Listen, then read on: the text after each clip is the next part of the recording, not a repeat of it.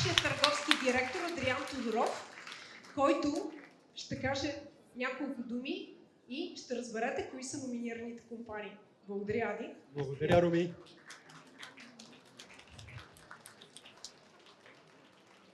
Добър вечер.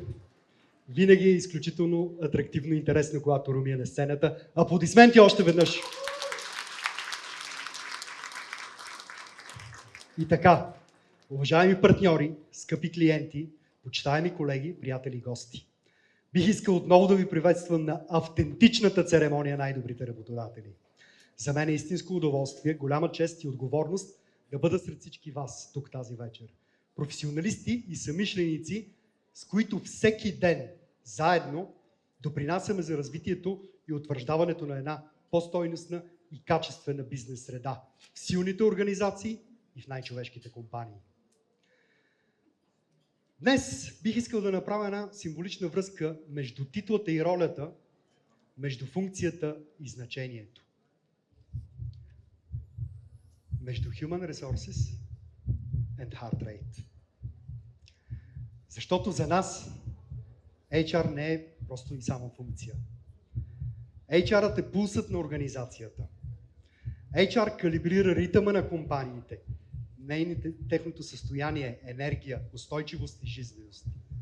А Employee Engagement всъщност е организационният здравен статус на една компания, нейният здравен код. Самите служители и тяхната ангажираност са червените кръвни клетки и кръвта, която тече във вените на всяка една компания. Колкото по-ангажирани са хората в една организация, толкова по-жива, гъвкава, жизнеспособна и устойчива е тя. И толкова е по-силен нейният организационен имунитет. И по-адекватен нейният имунен отговор към динамично променящата се бизнес и икономическа среда. Истински успешните работодатели не се измерват само с резултати, ръст или пазарен дял. Те се познават по това дали хората имат доверие, намират смисъл и желаят да дават най-доброто от себе си всеки ден. И именно за това тази вечер е толкова специална, защото отличаваме не просто компании, а организации с сърце. Организации, които разбират, че най-голямото конкурентно предимство са хората, техните хора, нашите хора. Благодаря ви, че сте тук и благодаря, че заедно задаваме по-високи стандарти за лидерство, култура, ангажираност, работодателска грижа и емпатия.